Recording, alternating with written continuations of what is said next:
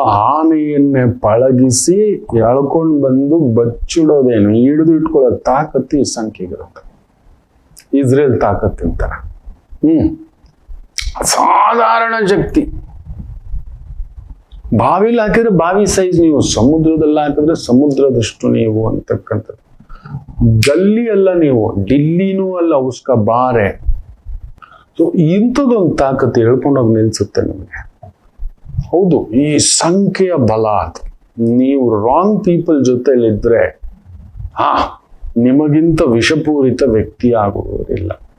By mistake ಕರ್ಮ ಅಲ್ಲಿತ್ತು, ಹೋಗಿ ತನಗೆ ತಾನೇ ಆಪೋಷಣ ಆಗಿಬಿಟ್ಟ, ಸುಟಾಕೋಬಿಟ್ಟ ಬದುಕು. ದುರ್ಯೋಧನನ ಸಹವಾಸ ಮಾಡಿ. ಕರ್ಮ ಅಲ್ಲಿ ಮೊದಲೇ ಇತ್ತು, ಕೋತಿ ಕೆಡಬೇಕಿತ್ತು. ಇಡೀ ಅಲ್ಲೊಂದು 70-75 ಕೋಟಿ ಜನ ಭೂಸ್ಥಾಪಿತ ಆಗಬೇಕಿತ್ತು. ಎಸ್, ಅದೊಂದು ಲೆಕ್ಕ. ಅಲ್ಲೊಂದು ತೆಗಿಬೇಕು. ಅದಕ್ಕೊಂದು ಕಾರಣ, ಮೈನ್ ಕಾರಣ ಕರ್ಣ ಬಂದು ಸೇರ್ಕೊಳ್ಳೋದೆ. ದುರ್ಯೋಧನ ನೆಚ್ಚಿಕೊಂಡಿದ್ದೆ ಈ ಒಂದು ಕರ್ಣನನ್ನ. ಹಂಗಾಗ್ಬಿಡ್ತಿರು. ದುರ್ಯೋಧನಂತ ಶಕ್ತಿ ನಿಮಗೆ ಗೊತ್ತಿಲ್ಲದೆ ಇಂಥವ್ರು ಸೇರ್ಕೋಬಿಟ್ರು. ವಿಲ್ಲನ್ಗಳ ಜೊತೆಲಿ ಸೇರ್ಬಿಟ್ರೆ ನೀವು ವಿಲ್ಲಾದಿ ವಿಲ್ಲನ್ನೇ ನೆನ್ಪಿಟ್ಕೊಳ್ಳಿ. ಗುರುಗಳ ಜೊತೆಲಿ ಸೇರಿದ್ರಿ, ಇದ್ರಿ, ಜಗದ್ಗುರುಗಳೇ ನೀವು. ಅಂಥದ್ದೊಂದು ತಾಕತ್ತು, ಮಹಾ ಅಸ್ತ್ರ ಈ ಸಂಖ್ಯೆಯಲ್ಲಿದೆ. ಪ್ರತಿ ಹೆಜ್ಜೆ, ಪ್ರತಿ ವ್ಯವಹಾರ ನಿಮಗೆ ಆಕರ್ಷಣೆ ಜಾಸ್ತಿ. ಹೌದು ಅಲ್ವೋ ಹೇಳಿ? ನಿಮಗೆ ಕಾಮ ಸ್ವಲ್ಪ ಜಾಸ್ತಿ. ಕಾಮ ಅಂದ್ರೆ ಕೋರಿಕೆ. ಅದರಲ್ಲೇ ನಸ್ಕೋದು ಬೇಕು. ಅದರಲ್ಲೇ ಬೇಯ್ತಾ ಹತ್ಯೆ, ಆತ್ಮಹತ್ಯೆ, ಇನ್ನೊಂದು ಅನ್ನತಕ್ಕಂಥದ್ದು. ಇದು ಈ ಸಂಖ್ಯೆಯವ್ರಿಗೆ ಹುಟ್ಟಿದವ್ರಿಗೆ ಜಾಸ್ತಿ ಇತ್ತು. ನಿಮಗೆ ಗೊತ್ತಿಲ್ಲದೆ ಆ ಕಾಮ, ಆ ಪ್ರೀತಿ, ಹೌದು ನಂದು. So this is where I stand ಅನ್ನತಕ್ಕಂಥ ಒಂದು ಭಾವ. ದಗದಗ ನೀವು ಎದೊಳ್ತೀನಿ, ನೀವಿಲ್ಲ ಅಂತಲ್ಲ, ಬಟ್ ನಿಮ್ಮ ಶಕ್ತಿಯನ್ನ ಲೋಕಾರ್ಪಣೆಗಿಟ್ಟುಕೊಂಡ್ರೆ, ಸಾಮಾಜಿಕ ಮಾರ್ಗದರ್ಶನಕ್ಕಿಟ್ಟುಕೊಂಡು ಬಿಟ್ರಿ ಅಂದ್ರೆ ನಿಮ್ಮನ್ನು ತಡೆಯೋ ವ್ಯಕ್ತಿಗಳು ಯಾರೂ ಇಲ್ಲ. ಜಟ್ಟಿಗಳಿಗೆ ಜಟ್ಟಿ, ಜಗಜಟ್ಟಿ ನೀವು, ಜಗಜ್ಜಾಲ ಕಿಲಾಡಿ ನೀವು. ನಿಮಗಿಂತ ಮೀರಿದ ಮೆಜಿಷಿಯನ್ ಇಲ್ಲ. ನಿಮಗೆ ಗೊತ್ತಿಲ್ಲ, ನಿಮ್ಮಲ್ಲಿ ಒಂದು ಮ್ಯಾಜಿಕ್ ಪವರ್ ಇದೆ. ಲೋಕವೆಲ್ಲ ನಿಮ್ಮನ್ನ ಒಂಥರ ಹೀಗೇ ನೋಡ್ತಾರೆ. ಆ ತಾಯಿ ಕೇಳಿದೆ, ನಿನ್ ಮಗಗೆ 18-19 ಪುಟ್ಟ, ನಿನ್ನ ಗೆಳತಿಯರು ಬಂದ್ರು ಅವನು ನೋಡ್ತಾರೋ ಅಂದ್ರೆ, ಹೌದು ಗುರುಗಳೇ, ಅವನು ನೋಡ್ದ ಅವರೆಲ್ಲ ಆಕರ್ಷಿತರಾಗ್ತಾರ. ಹೌದು ಗುರುಗಳೇ, ಮಕ್ಕಳು ಗೊತ್ತಾಗ, ನೀವು ಶುದ್ಧ ಮಕ್ಕಳು, ಪೆದ್ದು ಮಕ್ಕಳು ನೀವು. ಇದು ನಿಜ ಅನ್ಕೋಬಿಡ್ತೀರಿ. ಆದಾ ಪೈಸಾ ಆದಾ ಕಾಮ್ ಅನ್ನೋ ತರ ನಿಮ್ಮದು. ನಿಮ್ಗೆ ಸ್ವಲ್ಪ ಶತ್ರುತ್ವ ಬೇಗ ಕಟ್ಟಿಸ್ಕೊಬಿಡ್ತೀರಿ. ಹಾಗಲ್ಲ, ಪ್ರೀತಿಯ ರಜ್ಜು ಕೋಟೆ ಕಟ್ಕೊಳ್ಳಿಕ್ಕೆ ಹೋಗ್ತೀರಿ, ಬಿಟ್ಬಿಡ್ಬೇಕು. ಯಾರು ಏನು ಹೌದೋ ಅಲ್ವೋ? ಹೌದು. ಆ ಸಂಖ್ಯೆ ಯಾರು ಗೊತ್ತಾ? 4, 13, 22, 31. ಹೌದು ಅಲ್ವೋ ಹೇಳಿ ನೋಡೋಣ. ನಿಮ್ಮ ತಾಕತ್ತು ನಿಮ್ಮನ್ನು ಎಷ್ಟು ಬಾರಿ ಕೆದಕ್ಸಿದೆ, ಎಷ್ಟು ಬಾರಿ ಯುದ್ಧೋನ್ಮಾದ ಮಾಡಿದೆ, ಎಷ್ಟು ಬಾರಿ ನೀವು ಉಗ್ರ ನರಸಿಂಹರಾಗಿದ್ದೀರಿ, ದುರ್ಗ ಆಗಿದ್ದೀರಿ, ರುದ್ರ ಆಗಿದ್ದೀರಿ, ಅತಿರುದ್ರ ಆಗಿದ್ದೀರಿ, ಕಾಳಭೈರವ ಆಗಿದ್ದೀರಿ. ಕರೆಕ್ಟಾಗಿ ಗುಬ್ಬಿ ಮೇಲೆ ಬ್ರಹ್ಮಾಸ್ತ್ರ ಎಲ್ಲ ಬಿಡಬಾರ್ದು. ಗುಬ್ಬಿ ಮೇಲೆ ಬ್ರಹ್ಮಾಸ್ತ್ರ ಬಿಡಬಾರದು. That's the truth. ನಮ್ಮ ಶಕ್ತಿಯನ್ನ ತಿಳ್ಕೊಳ್ಳಿ ನೀವು. 100% ಹೇಳ್ತಾನೆ, ನೀವು ಲಕ್ಷಕ್ಕೊಬ್ಬ ಇಲ್ಲ ಲಕ್ಷಾಧೀಶ್ವರರೇ ಮಿನಿಮಮ್ ಹೇಳ್ತಾನೆ. ಲಕ್ಷಕ್ಕೊಬ್ಬ ಅಂದ್ರೆ ಏನು ಗೊತ್ತಾ? ನೀವೆಲ್ಲೋದ್ರು 1,00,000 ಜನ ಗುರುತಿಸೋ ಒಂದು ಆಕರ್ಷಣೀಯ ಶಕ್ತಿ. ಅದು ವೈದಿಕ ಇರ್ಬೋದು, ದೈವಿಕ ಇರಬಹುದು, ಎನಿಥಿಂಗ್. ಇವನಂತೆ ಕಣೋ, ವಾವ್ ಅನ್ನತಕ್ಕಂಥದ್ದು. ಅಂಥದ್ದೊಂದು ಕಲಾದೇವಿ, ಆ ಒಂದು ಪೂರ್ಣ ಒಂದು ಶಕ್ತಿ, ದುರ್ಗಾ ಶಕ್ತಿ ನಿಮ್ಮಲ್ಲಿರುತ್ತೆ. ಹಿಂಗೆ ದುರ್ಗಾ ಅಂದ್ರೆ ದುರ್ಗುಣವೂ ಇರತಕ್ಕಂಥದ್ದು. ನಿಮಗೆ ಸಾರ್ ನೀವು ಹಿಂಗೆ, ಸಾರ್ ನೀವು ಹಂಗೆ, ಸರ್. ಎಷ್ಟು ಜನ ನಿಮ್ಮನ್ನ ಹಿಂಗೆ ಹೇಳಿ ಬಳಸ್ಕೊಂಡಿಲ್ಲ, ನಿಮ್ಮನ್ನ ಮೋಸ ಮಾಡಿಲ್ಲ ಹೇಳಿ. ಕಿಶೋರ್ ಕುಮಾರ್ ಕೇಳಿರ್ತೀರಲ್ವಾ, ಇಂಥದ್ದೊಂದು ಪ್ರಭಾವ. ಅವರೊಮ್ಮೆ ಶೂಟಿಂಗಿಗೆ ಬರ್ತಾರೆ, ಪ್ರೊಡ್ಯೂಸರ್ ಹೇಳ್ಬಿಟ್ಟಿರ್ತಾರೆ ದುಡ್ಡು ಕೊಡ್ತೀನಿ ಅಂತ. ಅರ್ಧ ದುಡ್ಡೇ ಕೊಟ್ಟಿರ್ತಾರೆ. ಇವ್ರದೊಂದು ರೂಲು, ಆಗಿರೋ ಗಾಯಗಳು 1000. 4, 13, 22, 30 ನಿಮ್ಗೆ ಎಷ್ಟಾಗಿಲ್ಲ, ತಟ್ಕೊಳ್ಳೋ ತಾಕತ್ತು ನಿಮಗೆ ಇರೋದು. ರಿಪೀಟ್ ಕೊಡ್ತೀರಿ ನೀವು, ಅಂತಿಂತ ರಿಪೀಟ್ ಅಲ್ಲ. ಬಟ್ ಗುಬ್ಬಿ ಮೇಲೆ ಬಿಟ್ಬಿಡ್ತೀರ ಅನ್ನೋ ಭಯ. ಕೊಟ್ರೆ ದೊಡ್ಡವ್ರಿಗೆ ಕೊಡ್ಬೇಕು. ನೋಡಿ ಕಿಶೋರ್ ಕುಮಾರ್ ಅಂತದ್ ಮಾಡ್ತಾರೆ. ಅಂತ ಸಿಂಗರ್ ಕಿಶೋರ್ ಕುಮಾರ್ ಅವತ್ತು ಶೂಟಿಂಗ್, ಮೇಕಪ್ ಎಲ್ಲರಿಗೂ ರೆಡಿ ಆಗ್ತಿದೆ, ಇವರು ಬರ್ತಾರೆ. ಸರಿ, ಶೂಟಿಂಗ್ ರೆಡಿ, ಬರ್ತಾರೆ, ಎಲ್ಲರೂ ದಿಗ್ಭ್ರಾಂತಿ, ಎಲ್ಲ ಸೆಟ್ಟಲ್ ಎಲ್ಲ ರೆಡಿ ಇದ್ರೆ ಇವ್ರು ಬರೋದ್ರು, ಏನೋ ಇದು ಅಂತ. ಅರ್ಧ ಮೀಸೆ, ಅರ್ಧ ಕಡೆ ಮೇಕಪ್ಪು. ಈ ಕಡೆ ಮೀಸೆ ಇಟ್ಟಿದ್ದಾರೆ, ಈ ಕಡೆ ಮೀಸೆ ತೆಗೆದ್ಬಿಟ್ಟಿದ್ದಾರೆ. ಫುಲ್ಲು ಅರ್ಧ ಇದು ಅಂಗಿ, ಅರ್ಧ ಲುಂಗಿ, ಅರ್ಧಂಬರ್ಧ. ಈ ಕಡೆ ನೀಟಾಗಿ ಬಾಚ್ಕೊಂಡಿದ್ರೆ, ಈ ಕಡೆ ಬಾಚ್ಕೊಂಡು, ಏನ್ ಸ್ವಾಮಿ ಇದು ಅಂತ. ಆದ ಪೈಸ ಆದಕ ಸ್ಟ್ರೈಟ್ ಹೇಳ್ಬಿಟ್ಟಿದ್ದಾರೆ. ದುಡ್ಡು ಕೊಟ್ಟಿರೋದೇ ಅರ್ಧ, ಇನ್ನರ್ಧ ಯಾವಾಗ? ಟೇಬಲ್ ಮೇಲೆ ಇಡು ನೋಡೋಣ. ನೀನು ಹೇಳಿದೆಲ್ಲ ಮೊದಲು ಕೊಡ್ತೀನಿ ಅಂತ, ಎಲ್ಲಿ ಕೊಟ್ಟೆ? ಪ್ರೊಡ್ಯೂಸರ್ ಯಬ್ಬ ದಬ್ಬ ಅಂತ ಓಡ್ ಬಂದ್ ಕಾಲಿಗೆ ಬಿದ್ದು ಹಣ ಮಾಡ, ಪೈಸ ರಕ್ತ. ಕೆಲ್ಸ ಬೇಕಲ್ವಾ, ಇಟ್ಟು ಬಿಡು ನನ್ ಕೆಲ್ಸಕ್ಕೆ. ಇಟ್ಟ ಮೇಲೆ ಹೋಗಿ ಮೇಕಪ್ ಮಾಡ್ಕೊಂಡು ಪೂರ್ತಿಯಾಗಿ ಬಂದು ನಟನೆ ಮಾಡ್ತಾರೆ. ನಿಮ್ ನಟನೆ ಮಾಡಕ್ ಬರೋಲ್ಲ, ಅದೇ ಪ್ರಾಬ್ಲಮ್. 4, 13, 22, 31. ಅದಕ್ಕೆ ಕೇಳಿ ಹೆಜ್ಜೆ ಇಡಿ. ನೀವು ಹೆಜ್ಜೆ ಇಡಿ, ನನ್ನ ಮಾತು ಕೇಳಿ. ನೀವೊಬ್ಬ ಕಿಶೋರ್ ಕುಮಾರ್, ನಿಮಗೆ ಗೊತ್ತಿಲ್ಲ. ನಟಿ ಶ್ರೀದೇವಿಗೆ ಯಾರ್ಯಾರು ಮೋಸ ಮಾಡಿಲ್ಲ ಅಂತ ಕೇಳಿ. ಎತ್ತವಳಿಂದಲೂ ಹಿಡಿದು ಎತ್ತವಳಿಗಿಂತ ಚೆನ್ನಾಗಿ ನೋಡ್ಕೊಂಡಂತ ತಾಯಿ. ಒಂದು ತಾಯಿಯೇ ಸಾಕು ತಾಯಿ ನೋಡ್ಕೊತಾ ಇದ್ದಿದ್ದು, ಲೆಕ್ಕ ಪಕ್ಕ, ದುಡ್ಡು ಗಿಡ್ಡು ಎಲ್ಲ ಬರೇ. ಬದುಕು ಎಂತ ಆಯ್ಕೆ ಮಾಡ್ಕೋಬಿಟ್ಲು ಆ ಮಗು, ನಮಗ್ ಗೊತ್ತಿಲ್ಲ. ಕಣ್ಣೀರ್ ನಾನು ನೋಡಿದ್ದೇನೆ.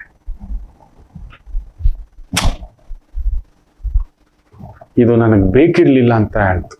ಆದಮೇಲೆ ನೋಡಿ, ಈ ಮಹಾವಿದ್ಯೆಗಳು ಎಂತೆಂತ ಒಂದು ವ್ಯಕ್ತಿಗಳ ಜೊತೆಲಿ ನಂಗೆ ಹೆಜ್ಜೆ ಇಡಿಸಿದೆ ಅಂದ್ರೆ ವಿದ್ಯೆಯಿಂದಲೇ. ಹೇಳ್ಕೋಬಾರ್ದಷ್ಟೇ, ವಿದ್ಯೆಯೇ ಮಹಾಪರ್ವತ, ಅದರ ಪಾದದ ಬಳಿ ನಾನೊಂದು ಧೂಳು. ನೀವದೇ, ನೀವೊಂದು ಬ್ರಹ್ಮಾಂಡ, 4, 13, 22, 31 ಅಗಾಧ ಶಕ್ತಿ, ಯಮಶಕ್ತಿ, ಧ್ರುವ ಶಕ್ತಿ. ನೀವು ಕರೆಕ್ಟ್ ಆಗಿದ್ರೆ ಧ್ರುವ ನಕ್ಷತ್ರವೇ.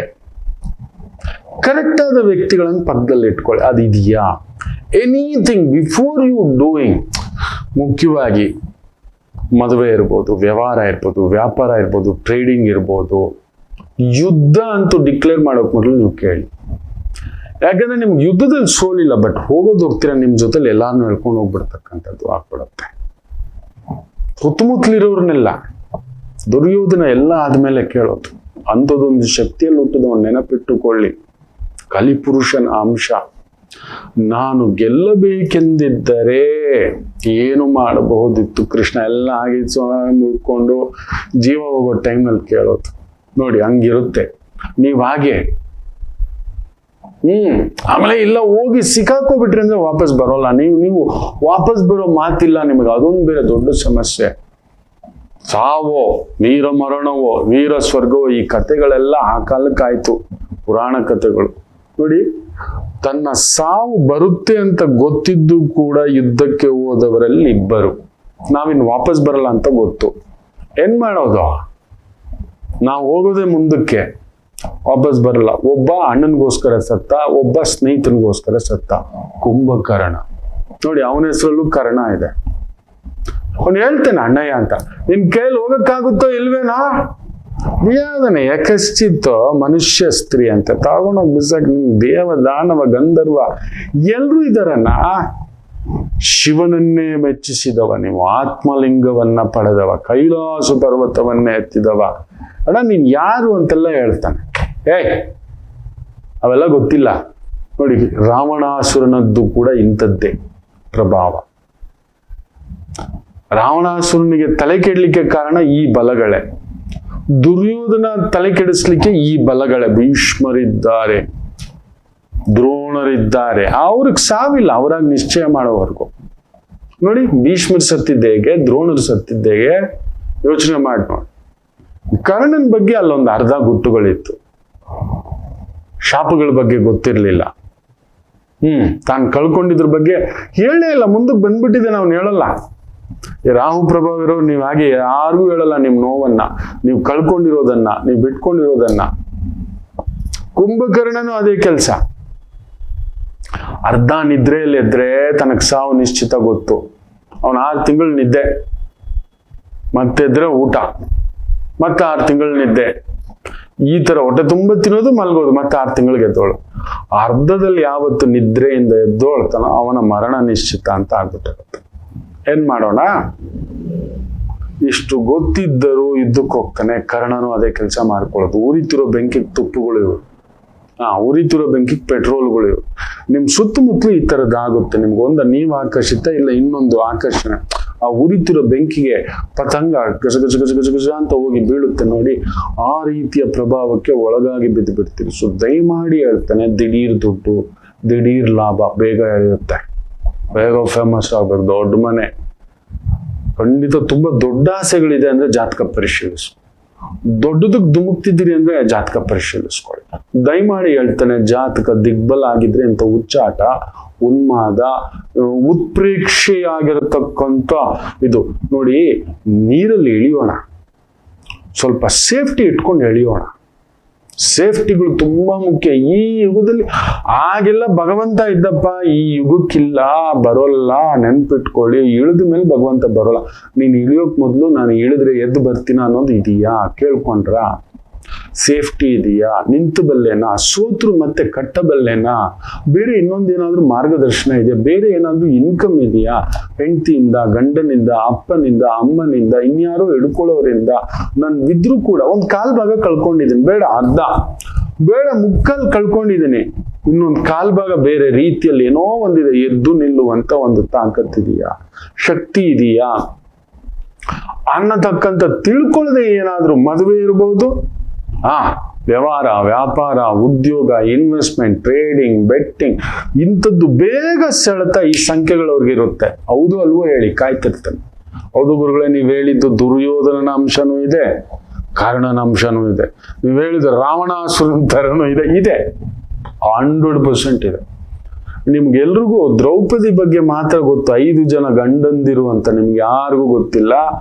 ವ್ಯಾಸರೇ ಹೇಳ್ತಾರೆ 7 ಜನ ಗಂಡಂದಿರನ್ನು ಇದ್ದಂತ ಸ್ತ್ರೀ ಇದ್ದಳು ಆ ಕಾಲಕ್ಕೆ. ನಂಬ್ತೀರಾ? 7 ಜನ. ಬರೀ ದ್ರೌಪದಿನ ಮಾತ್ರ ನಾವು ಮಾತಾಡೋದಲ್ಲ, ಅದನ್ನ ಹೇಳ್ಬಿಟ್ಟೆ ಒಪ್ಸೋದು. ಕುಂತಿದೇವಿಗೆ, ಪಾಂಡವರಿಗೆ. ಹೇಳಿದ್ ನಿಜ ಗುರುಗಳೇ, ಅದಿದೆ ಗುರುಗಳೇ. ಹೌದೋ ಅಲ್ವೋ ಕಾಯ್ತಿರ್ತಾನೆ.